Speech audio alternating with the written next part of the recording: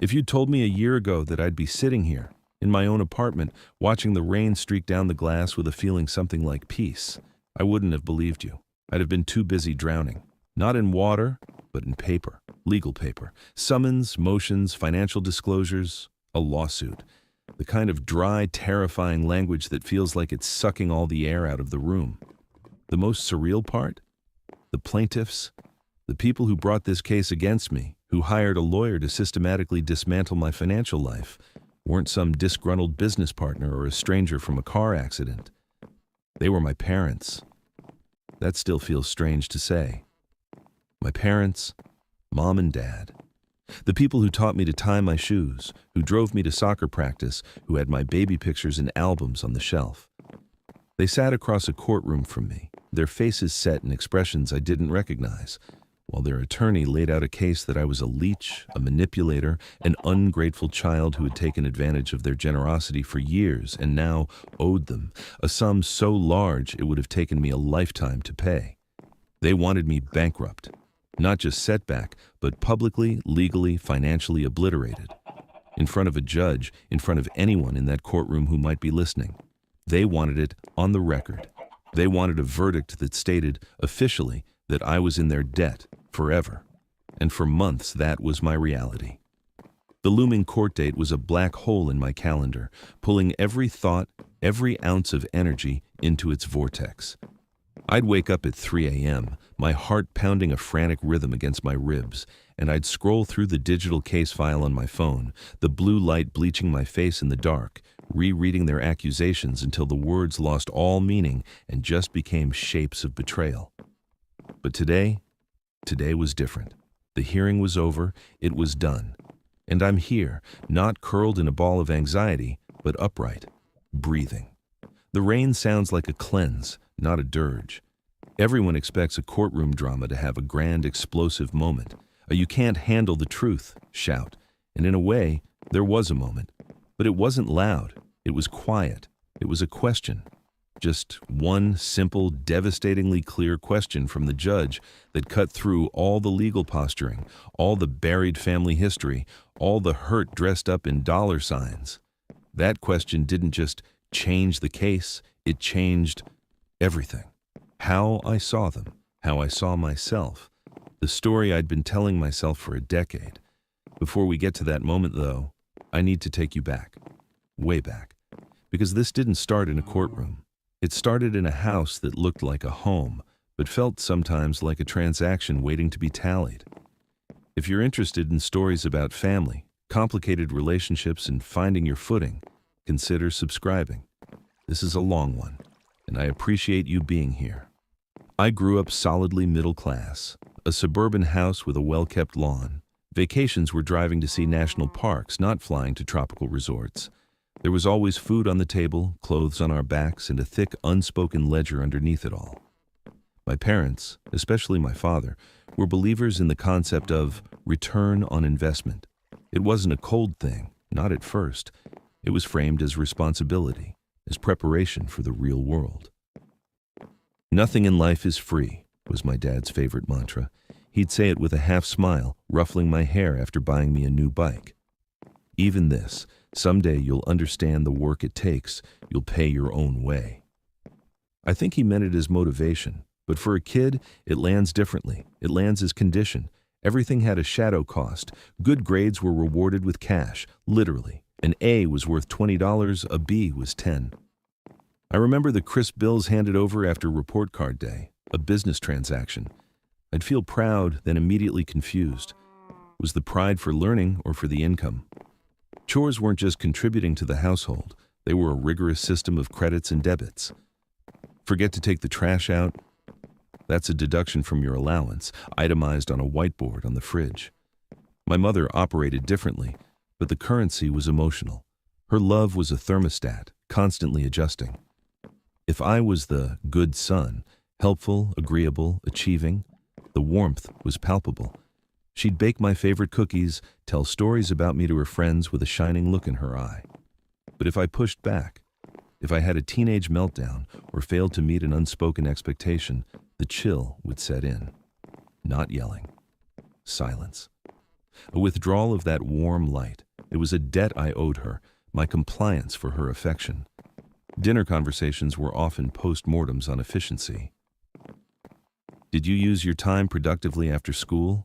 my dad would ask, chewing thoughtfully. "You spent 2 hours at the movies? That's $12 you could have saved, or better yet, earned if you'd picked up a shift." He saw life as a balance sheet, where time and money were constantly being converted, optimized. I craved the moments that felt unconditional. They were rare, and that made them sacred. The time my dad taught me to whittle a piece of wood by the fire, not talking about money or future, just the slow curl of the shavings. A rainy afternoon where my mom and I just watched old movies, and she didn't critique my life choices during the commercials. I'd cling to those moments, try to freeze frame them in my memory, because I knew they were the exception, not the rule. The biggest investment, of course, was college. My father sat me down with a spreadsheet. He'd pay for my state school tuition, not as a gift, but as a low-interest familial loan. He printed out a promissory note. It had payment terms starting 6 months after graduation. "This is how the real world works, son," he said, sliding the paper across the kitchen table, the surface cool and hard under my palms. "This protects us both. It teaches you accountability." My signature on that line felt like the most adult thing I'd ever done, and also like I was signing away a piece of our relationship, making official what had always been implied. I didn't rebel. I performed. I got the grades. I kept my head down. I internalized the ledger. I believed this was just how love worked. It was quantifiable. You earned it. You paid for it. You balanced the books. The idea of a love that was simply given without an expectation of repayment felt like a fairy tale, a financial risk no sensible person would take. The weight of it wasn't a sudden crush. It was a gradual accumulation, like layers of sediment hardening into rock. By the time I left for college, I saw myself less as a son and more as a long-term project on my parents' balance sheet, finally moving into the phase of measurable returns. Early adulthood struggles in Independence College was freedom, but it was a freedom haunted by that spreadsheet. Every textbook I bought, every meal plan charge, felt like a number ticking upward in a ledger I couldn't see. I took out some federal loans to cover what my parents' loan didn't, and I worked 2 part-time jobs throughout school, one in the campus library, another as a late-night barista. The exhaustion was a point of pride. I was paying my way, just as I'd been taught. I graduated into a tough job market. My degree in communications wasn't a golden ticket. I landed a shaky entry-level coordinator role at a small nonprofit. The salary was barely enough to cover my share of a cramped apartment with 2 roommates and my federal loan payments. And then, the 6-month grace period on my parents' loan ended. The first statement came in a plain, business-like envelope. It wasn't a "Hi, how are you" note. It was an invoice. Amount due, due date, late fees. The number wasn't astronomical, but on my budget, it was impossible. A cold sweat broke out on the back of my neck as I stared at it, sitting on the edge of my unmade bed in my tiny room. I called home, my throat tight. "Dad, Mom, I got the invoice. I can't make this payment. Not right now. Maybe we can adjust the terms, just until I get on my feet." The silence on the other end was the silence of a disappointed board of directors.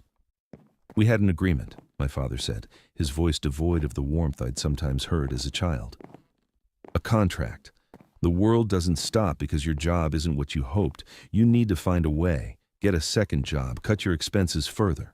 My mother's voice came on, softer but no less firm. "Honey, we did our part. We fronted the money. Now it's your responsibility. We're not a bank that can just forgive loans. That wouldn't be fair to us or to you. It would ruin your credit with us." Credit with us, that phrase echoed. My financial credit with my parents. It was a real, quantifiable thing to them. So I scrambled. I took on freelance gigs writing website copy late into the night. I ate rice and beans for weeks. I sent them what I could. $50, $100 some months, nothing others. Each partial payment was accompanied by a humiliating email of explanation. Their responses were brief, acknowledging receipt. The strain turned into a canyon. Phone calls became strictly logistical. or they simply didn't happen. Thanksgiving visits were tense, silent affairs punctuated by my father's helpful suggestions about more lucrative career paths. I felt like a failing business they had reluctantly invested in. After 2 years of this, I finally caught a break.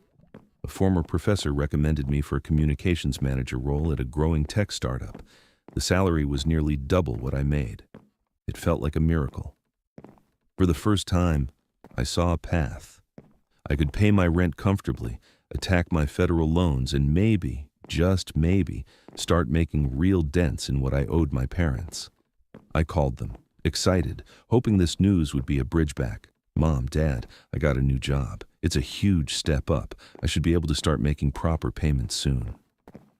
The pause was longer than I expected. That's good news, son, my father said, but his tone was measured, analytical. What's the salary? What are the benefits? Is there equity? I told him. Another pause. Well, he said, with that income, you should be able to resume payments at the agreed monthly rate, plus address the accumulated arrears from the past 24 months. We'll send an updated amortization schedule. The excitement drained out of me, replaced by a heavy, familiar coldness. They didn't hear my victory. They heard an improved credit rating. The ledger, it seemed, was the only thing that truly connected us. I hung up, sat in the dark of my apartment, and cried not out of sadness, but out of a profound, weary loneliness. The dream of ever being just their son, without a balance attached, seemed to die in that moment. The new job was a grind, but it was my grind. I was good at it. I built a small, capable team. The company did well, and I got a couple of modest raises. For the first time in my adult life, I wasn't drowning. I was treading water, then slowly, doggedly, beginning to swim. I became fiercely protective of this fragile stability. I budgeted with the intensity that would have made my father proud, but for a different reason. I wasn't optimizing for profit. I was building a moat between me and the edge of disaster. I paid off my highest interest federal loan. I built a small emergency fund. It sat in a savings account, and just knowing it was there felt like a physical weight off my chest. And I paid my parents, religiously. Every month, the full amount from the updated amortization schedule, plus an extra $100 toward the arrears. The payments were automatic, digital, and silent. No phone calls, no emails, just a line item in my banking app. Transfer to parents, loan. I thought this was the path. Keep my head down, pay the debt, and eventually, when the balance hit zero, maybe we could find a new way to be a family. Maybe the transaction would be complete, and we could just be. Then, my maternal grandmother passed away. Nana. She was the warm, unconditional center of our extended family. Her house smelled of lavender and sugar cookies, and her love was a given, a constant. She left a small inheritance, not life-changing, but meaningful. A few $1,000s to each of her grandchildren. When the check came, I stared at it. My first instinct, trained over a lifetime, was to apply it to my debts. The biggest debt was my parents. It would wipe out the remaining arrears and put a major dent in the principal. It would please them. It would be the responsible thing. But a second instinct, quieter but fiercer, surfaced. This was from Nana. She'd never given me a bill for love. She'd never presented an invoice for the summers I spent at her house. This money felt different. It felt like a gift, pure and simple. A gift she intended for me, for my well-being, my future. I made a decision, a selfish one perhaps, a rebellious one, definitely. I didn't send it to my parents. Instead, I did two things.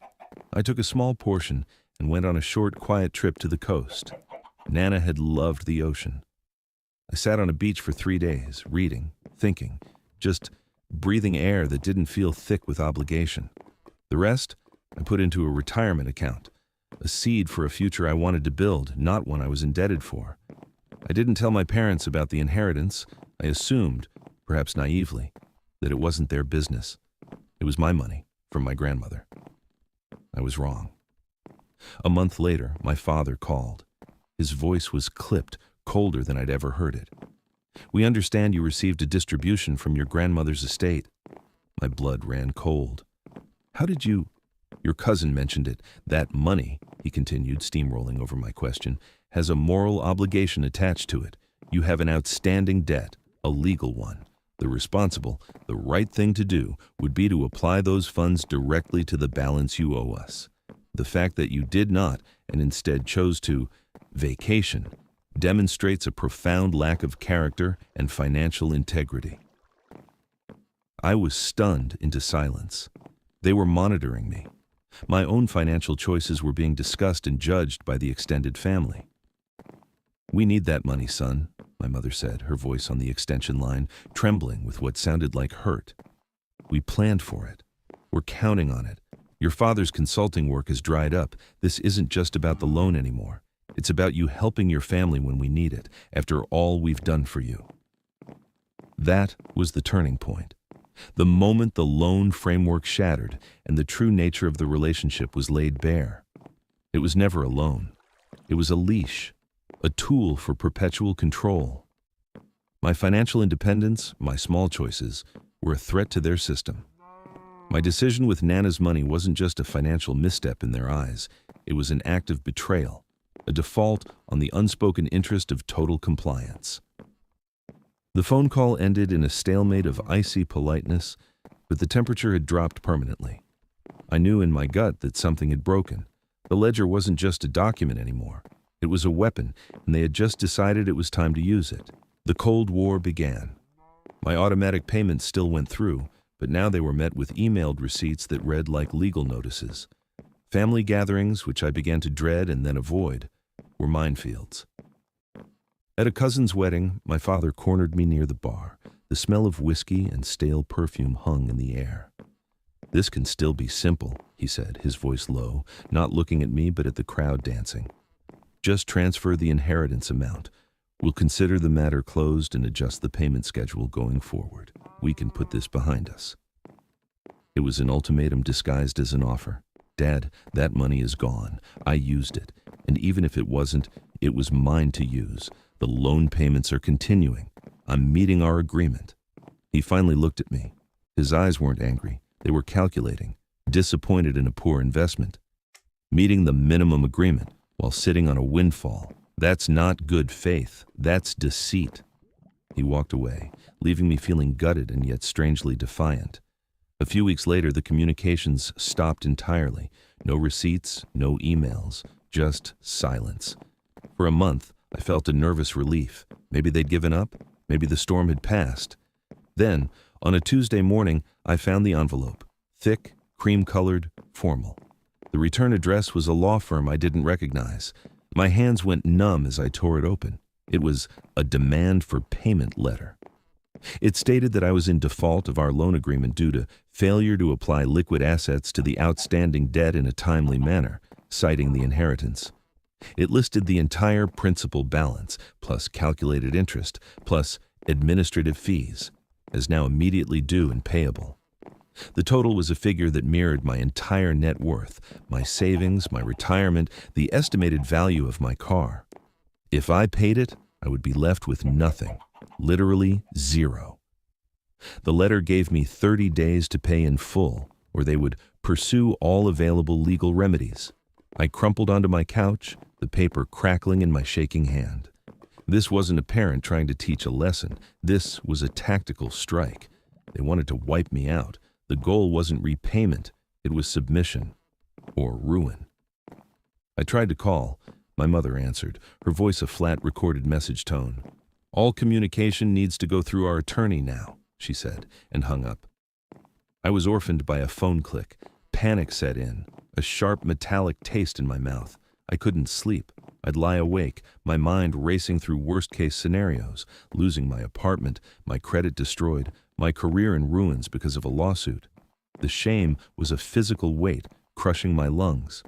How would I explain this to anyone? "My parents are suing me." It sounded like a punchline to a terrible joke.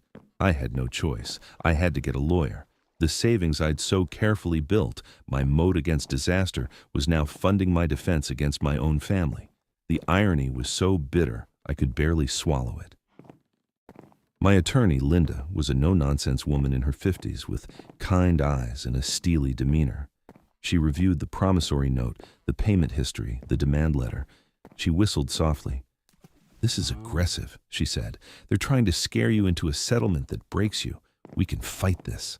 The promissory note is messy. It's a family document, not a commercial loan agreement.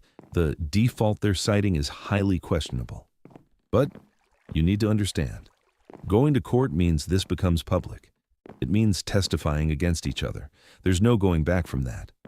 I looked out her office window at the gray city skyline. The world outside continued, oblivious to my personal earthquake. "I don't think there's a back to go to anymore," I said, my voice surprisingly steady. "They already burned that bridge. I just don't want to let them burn down my whole future, too." We tried to settle. Linda reached out. The response from their lawyer was a single increased number. They wanted a courtroom. They wanted a judge to declare me a debtor.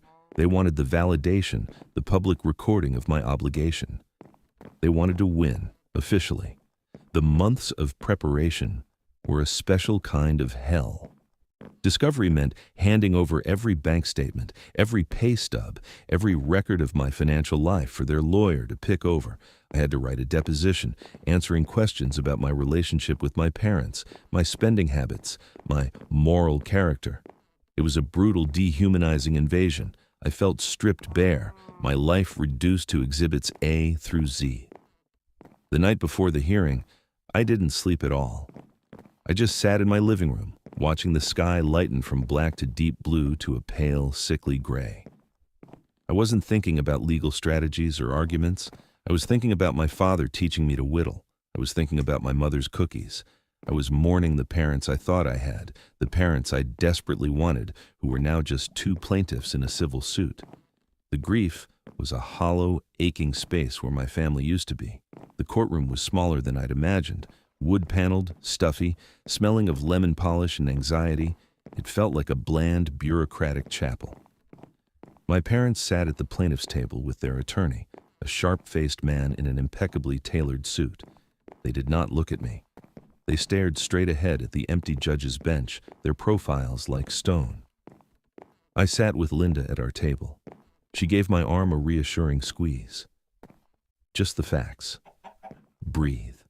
The judge entered. She was an older woman with silver hair and a weary, perceptive gaze that swept the room, taking us all in. She didn't look like someone who would suffer fools or drama. The hearing began. My parents' attorney laid out their case. He was eloquent, painting a picture of generous parents who had sacrificed, who had provided a structured financial path, and a reckless, ungrateful son who had taken advantage, shirked his responsibilities, and hidden assets. He used phrases like bad faith, unjust enrichment, and breach of contract. He presented the promissory note, the payment history showing the months of partial payments, the bank record of my inheritance deposit and subsequent withdrawal for a leisure trip. He made it sound so calculated, so cruel. My heart hammered against my ribs. From their perspective, I could see how it looked. I felt a hot flush of shame creep up my neck. Then it was our turn. Linda was calm, methodical. She focused on the nature of the document, a family agreement, not an arm's-length loan. She highlighted my consistent efforts to pay, my financial struggles post-college, my eventual compliance with the terms once I was able. She argued that the inheritance was a separate gift with no legal tie to the debt. She presented my budget, showing how the demanded lump sum would, in fact, bankrupt me. Then came the testimonies. My father took the stand. Under oath, he was cold, precise, and utterly convincing as a wounded investor. He spoke of his disappointment, his belief in contracts, his need to secure his and my mother's retirement. He said, "We just wanted him to learn accountability. This lawsuit is the last resort of parents who have been left with no other way to teach that lesson." When he said that, I saw it. The narrative they'd built, the one they maybe even believed, they weren't the villains. They were martyrs to the cause of my betterment. The lawsuit was an extreme form of parenting. Then I took the stand, looking at my parents from up there, seeing their faces looking up at me with no warmth, only assessment, was the loneliest moment of my life. Linda guided me through my story, the childhood of ledgers, the pressure, the fear, the feeling that love was a transaction. I wasn't eloquent. My voice cracked. I stumbled over words, but I was honest. I talked about the beach trip, about wanting one thing in my life that felt like a gift, not a transaction. I admitted my fear, my confusion, my desperate desire for their approval that always seemed to be priced just out of my reach. My parents' attorney cross-examined me. He tried to trip me up, to paint me as emotionally manipulative, trying to wiggle out of a clear debt. "Isn't it true," he pressed, "that you simply don't want to pay your parents back, that you feel entitled to their money?" I looked at my parents. They were both looking at their hands. "I have been paying them back," I said, my voice quiet but clear in the silent room. I also wanted to be their son." The attorney sat down, a faint smirk on his face, as if he'd made his point. Then the judge did something unexpected. She didn't move to closing arguments. She leaned forward, her eyes moving from my parents, to their lawyer, to me, and back to my parents. The room held its breath. She spoke directly to my parents and their attorney, her tone not accusatory but profoundly, deeply curious. "Counselor, plaintiffs, I've reviewed the documents, I've heard the testimony. The financial arrangements are clear, if unusual. But I have one question that's been lingering." She paused, letting the silence build. "What is it that you actually want?" She looked straight at my parents. "Do you want his money, or do you want your son? Because from where I'm sitting, you are actively, legally, and very expensively pursuing a path that will guarantee you only one of those things. And if you succeed in getting the judgment you're asking for, if you render him financially insolvent, you need to understand something. You will have the money, but you will never have your son again. This," she said, gesturing around the courtroom, "will be the last transaction. The relationship will be permanently closed. Zero balance." She leaned back, her question hanging in the air like a physical object. "So, which is it?" The silence in the courtroom was absolute. You could hear the faint hum of the overhead lights, the rustle of a court reporter shifting in her seat. My father's face, which had been a mask of resolve, seemed to fracture, just for a second. A flicker of something raw, confusion, panic, a deep, unexpected pain passed behind his eyes. He opened his mouth, then closed it. He looked at my mother. She was staring at the judge, her hand pressed to her mouth, her eyes wide and suddenly glittering with unshed tears. All their rehearsed arguments, their spreadsheets, their moral high ground, it all crumbled under the weight of that simple, devastating question. Their attorney started to speak, to reframe, but my father held up a hand. A slow, shaky hand. He didn't look at the lawyer. He looked at the judge. Then finally, his gaze traveled to me. For the first time in years, he really looked at me. Not at a debtor or a disappointing investment, but at his son, sitting in a witness box, looking broken and hopeful and terrified all at once. We need a moment, Your Honor," my father said, his voice hoarse. The judge granted a recess. I walked out into the hallway on rubbery legs. Linda was talking to me, but her words were a muffled buzz. I found a hard plastic bench and sat down, my head in my hands. The judge's question echoed in my skull. It had named the unnameable truth. This had never been about money. It had been about power, about control, about a distorted language of love. They had used the only vocabulary they knew, the vocabulary of debt and credit, to express a need for connection, for respect, for assurance that they still mattered, and in doing so, they had nearly destroyed the very thing they wanted. About 20 minutes later, their attorney approached Linda. They spoke in low tones. Linda nodded, her face neutral, then came over to me. "They've instructed their counsel to drop the suit," she said quietly. "They're withdrawing the claim, all of it. They want to talk outside of court." I felt no surge of victory, only a vast, empty exhaustion. We met in a small conference room, just the three of us. The silence was thick, charged with a lifetime of unsaid things. My mother was crying softly, dabbing her eyes with a tissue. My father looked old, deflated. "The judge," he began, then stopped. He cleared his throat. "She made us see the end of the road."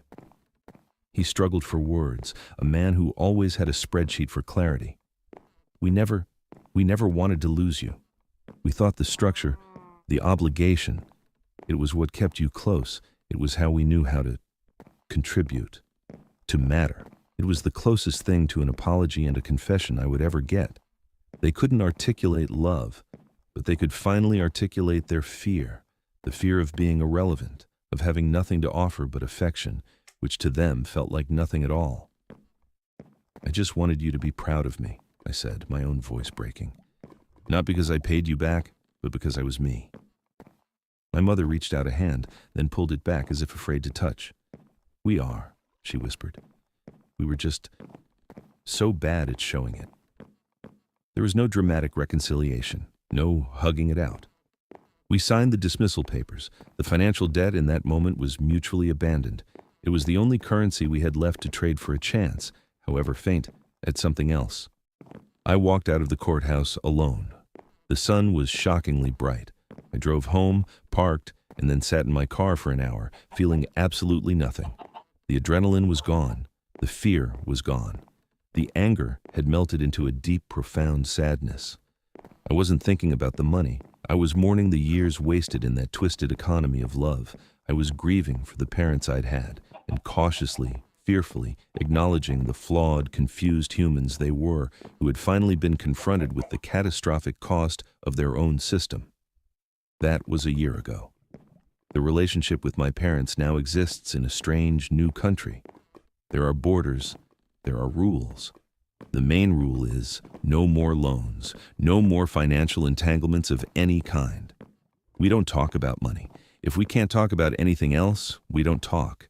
It's sparse. It's careful. It's nothing like the family I dreamed of as a kid.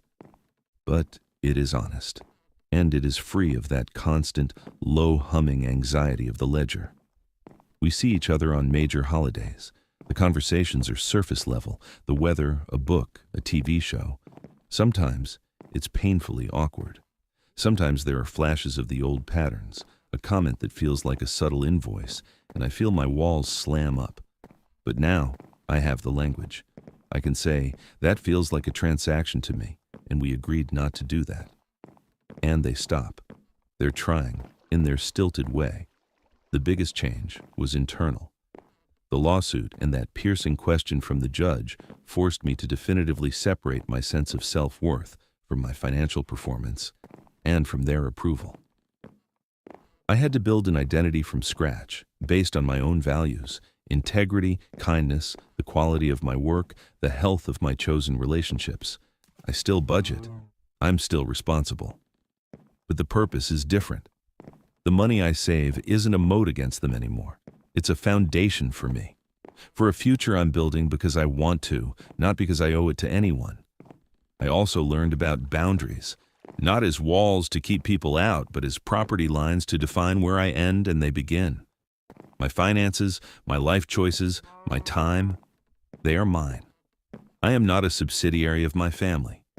That was the most powerful declaration of independence I ever made, and it was made not in anger, but in sad, necessary self-preservation. Sometimes, in quiet moments like this, watching the rain, I feel a wave of that old grief. I'll never have the easy, unconditional love some of my friends have from their parents. That ship sailed a long time ago. But I found a different kind of peace, the peace of reality, however messy, over the anxiety of a fantasy. And I've built a new family, not of blood, but of choice. Friends who have seen me through this, a partner who loves me without a spreadsheet. With them, love is a gift, freely given, no hidden costs. Learning to receive that, to believe I deserve it without having to earn it every day, has been the hardest and most rewarding lesson of all. The lawsuit didn't give me answers. It just forced the question into the open. What do we want? Control or connection? To be right or to be in relationship? We all have to answer that, in our own ways, with the people we claim to love. My parents, in their profoundly flawed way, finally chose. They chose the possibility of a son over the certainty of a debt. It was a start. A painful, expensive, scarred start. But it was a start. For anyone listening who might be in a similar dance of obligation and guilt, my question to you is this: what language is your family speaking? And is it one that can ever actually say, "I love you"?